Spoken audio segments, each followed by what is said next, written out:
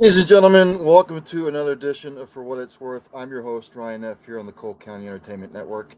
I always preface this show by saying I am not a journalist. I am not a political journalist. I'm not any of that. I'm just a guy who likes to listen to the issues for my own opinion. But before I bring him on, I'm just going to read this off the tweeter machine, or whatever the hell they call it now.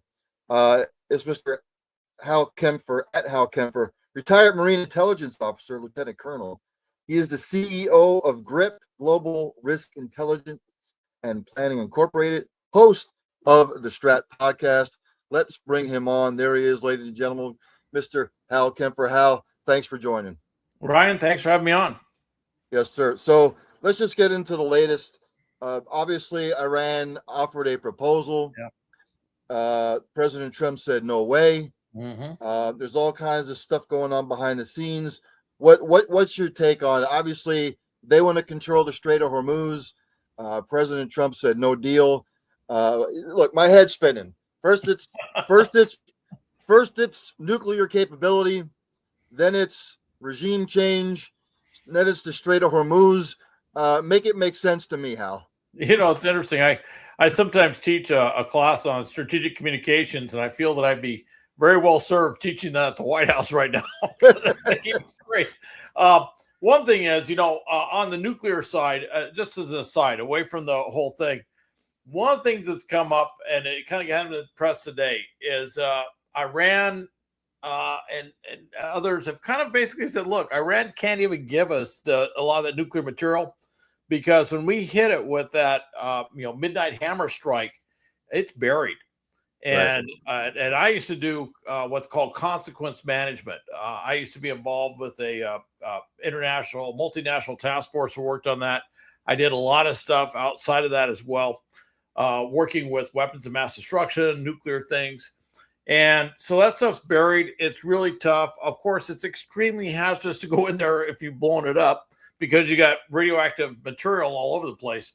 So they're basically saying there's only two countries in the world that could go in there and actually pull that stuff out. That's the U.S. and maybe China, which I found rather interesting considering that President Trump is on his way to China right now. And I'm kind of wondering if that's part of the discussion.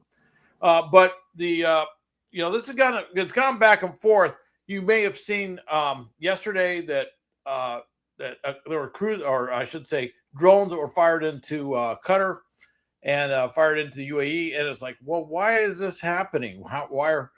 And obviously they're today they said, well, they're definitely from Iran. I don't think anybody doubted that they were from Iran, but they just wanted to verify it. So now they're saying they're from Iran.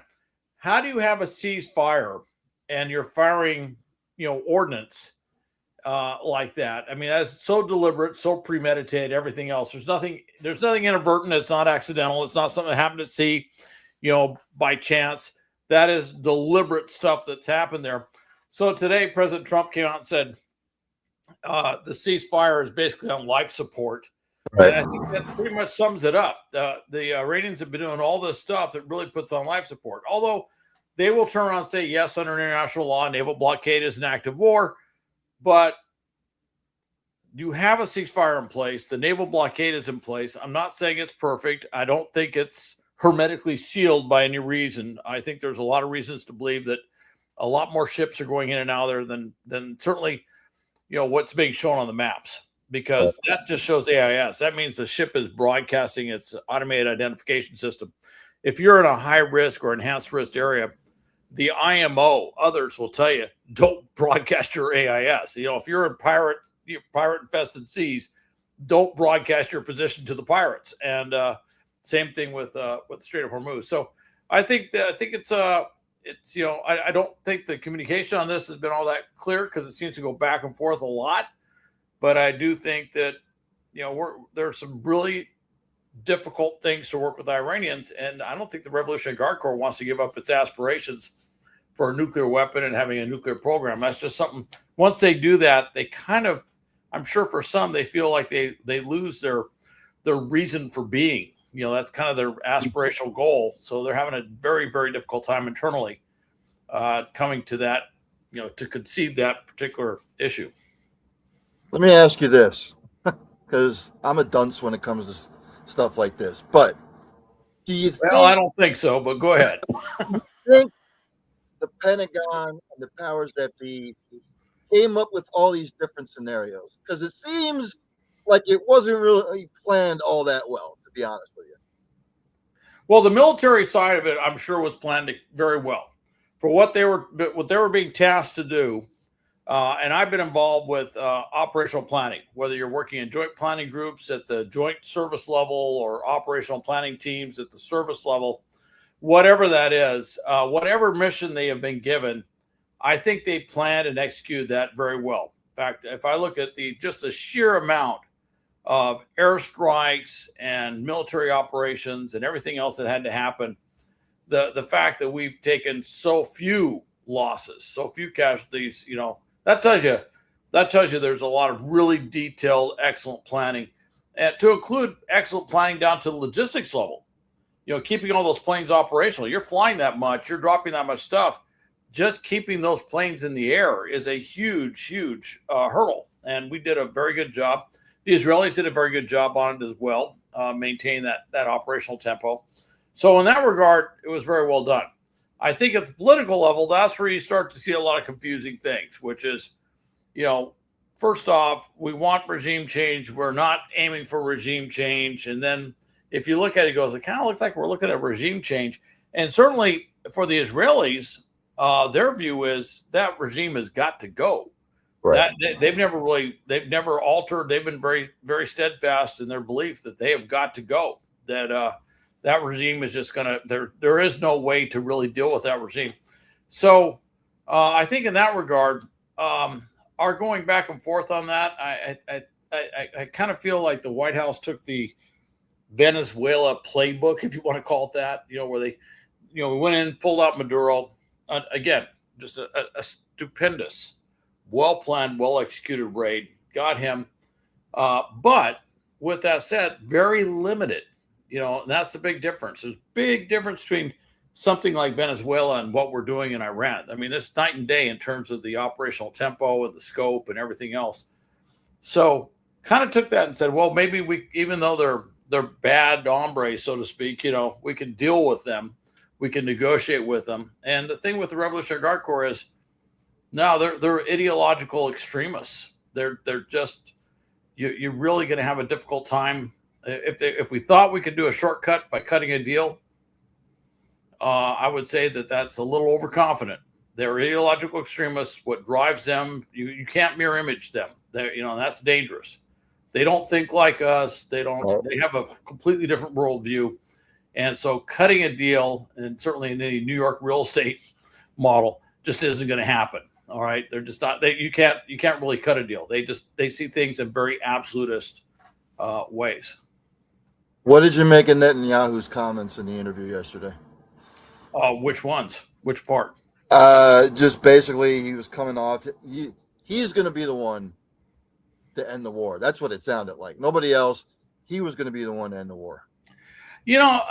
First off, part of the reason we're in there, and from what I've gathered, is that Israel, part of the reason this thing kicked off when it did was there was in target intelligence world, every once in a while, things will happen where you go, wow, they're all there at the same time at the same place. And that initial decapitation strike where they took out the supreme leader and 49 other very senior officials all at the same place, that was one of those things that was just an exceptional opportunity. That there was, the intelligence was there, it was extremely time sensitive.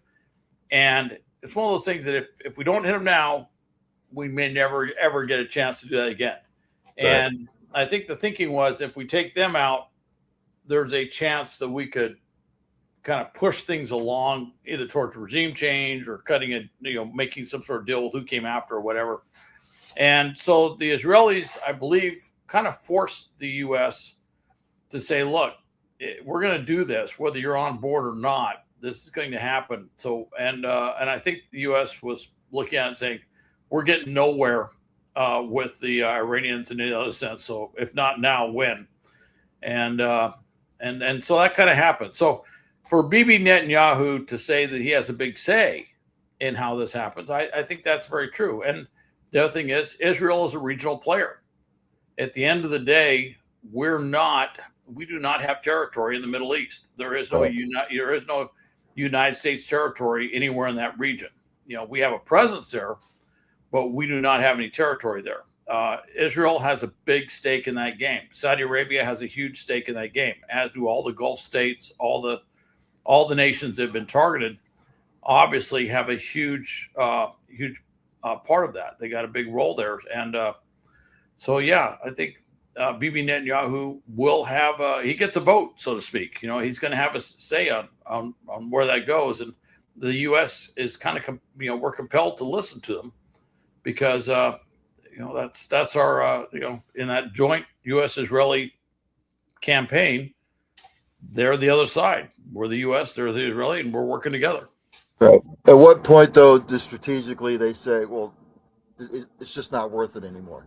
And there's people out there who, people like me and a lot of others who say, look, they've been at it for 3,000 years in the Middle East. They've been at each other's throats. Now, I get it. The nuclear capability of Iran, I get it. You want to take that out. You don't want to have that kind of regime having access to nuclear capability.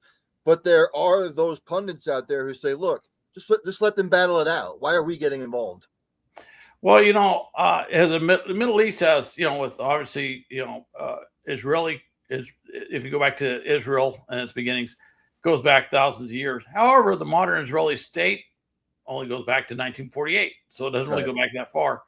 Iran, yes, but as far as the current regime, 1979. I remember that quite vividly. So these two nations, even though they can track back to a long lineage, as far as these nations are concerned, or the Iranian regime and the modern state of Israel, they don't really go back that far. And then a lot of that time, in the Middle East, there was war, but under the Ottoman Empire, there wasn't that much war for a lot of it. That was a very peaceful period. In fact, if you look around the rest of the world, you go, that's a rather peaceful region compared to some of the other places where things are going on. So, it is a little deceptive when sometimes it's like, well, they've been fighting. Well, the Israelis and the Arabs, so to speak, haven't really been. If you want to go back to the time of Nebuchadnezzar and stuff, but that was well before Islam. That was well before those are geographical things. It didn't.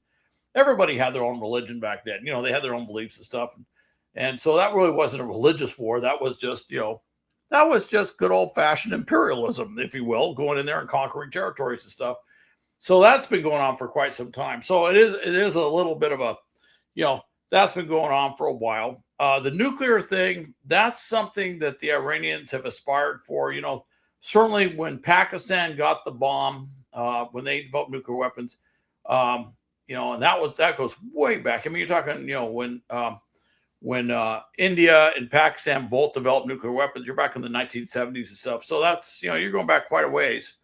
And then, of course, Iran's looking at that saying yes, because at that point, I think even though Israel never acknowledged they had nuclear weapons, everybody kind of recognized they did have nuclear weapons. So certainly Iran wanted to be in that club, but the U.S. and others, we just absolutely cannot let them be in that club. And so even Israel aside from the whole thing, we don't want this radical, autocratic, theocratic regime that even beyond, it's funny that it's often been said, if Israel wasn't there, they have to invent it. So they'd have something to fight against. But the reality is the Sunni Shia conflict within Islam, where Saudi Arabia is kind of the leader of the Sunni side, and then Iran is the leader of the Shia side. That conflict is probably in many ways much more fierce than any Islamic Jewish sort of thing that goes on, or any anti-Israel thing, even though certainly a lot of focus on Israel over the years. But that really is the big conflict I think you're looking at here more than anything else. And that's that whole Shia crescent that runs up from Iran, across Iraq, Syria, over all the way to southern Lebanon and Hezbollah. And of course, Hezbollah and Lebanon, that's an active conflict zone as well. But that's one of the things that certainly Iran's looking at, and this is what makes them more desperate, is they lost Syria. Right. And so that's a big chunk of that Shiite crescent is when Syria is gone, and it's gone. Right. Those in charge of Syria are definitely not Shiite. Let's just put it that way, by any way, shape, or form. And so, and they were losing ground, a little bit of ground. They may be gaining it up, ironically, gaining it right now in Iraq. And of course, Hezbollah, with all the problems they've had. I think the Iranians are feeling somewhat cornered. And so that made their nuclear aspirations that much more dangerous. One more thing, I'll let you get out of here. I know you're a busy dude. Just real quick, how long can this administration keep up 2 weeks in, President Trump said it's close to being over. It's close. And then 2 weeks after that, well, it's up to them. And then 2 weeks after that, it's this. How long can they play this game with the American people where they're saying different things every week, Hal? Yeah, Ryan, it's one of those things, and that gets to strategic communications. That's a kind of there's often to say, it's like, well, Donald Trump's a businessman, but a lot of times a businessman, they'll say fake it till you make it, so to speak, but they will pump stuff up until the moment they file Chapter 11. And that is something I have seen, whereas he will say this stuff. It's like he wants to make it true, and he will say it. And the issue is when he was saying, this will be maybe 4 weeks, 4 to 6 weeks or whatever. It's like, yeah, you're kind of, maybe that works in business, but it ain't going to work here. And by the way, Iran gets a vote on that. And when he's sitting here, he's saying, we defeated Iran, and they, and in so many words, he kind of said, like, we're dictating terms, like, you have surrendered. And it's like, yeah, they don't surrender until they surrender. And so I think rhetorically, the president, the White House they kind of set themselves up by putting some of these things out there. I think, and the reality is, though, by the time that we got into the ceasefire, for the most part, that wasn't wildly off the timeline that they had thrown out there. That was a little bit longer than what he initially said, but it wasn't wildly off. But I think if they had been a little bit more candid and shaping expectations, they wouldn't be having some of the problems they're having right now. Ladies and gentlemen, that's Hal Kempfer. You can see him on CNN. You can see him I watch him on TV on the Fox Live. Oh, yeah, live now. You bet. Yeah, live now. I watch it all the time. So, Hal, this is fantastic. Just a plethora of information. I appreciate you coming on and spending some time. Ryan, thanks for having me on. Great to talk Hal. Okay. Take care. Have a good one. All right, you too. That's Hal Kempfer, ladies and gentlemen. When it comes to this stuff, it makes my head spin. And it's good to get an expert like Hal on here to maybe like talk me off the ledge. You know what I mean? Because there's just things that just don't make sense half the time. So, but thanks to him for coming on. Any time I can get someone of his caliber to come on this show or my other shows, it's fantastic because they're just it's awesome because he's in the thick of it. He's been in the thick of stuff. So I was going to go into some Donald Trump stuff, but it would just make me want to throw up. I wouldn't need a laxative if I talked Donald Trump stuff. So I'm going to end it here. Thanks to him for coming on. You can see me at 7:00 here on the Cole County Entertainment Network for another edition of Early Evening Sports Buffet with the Ginch. All kinds of stuff going on in the world of sports. We'll get into it. But again, thanks to Hal. I'm out of here. I'll see you at 7:00.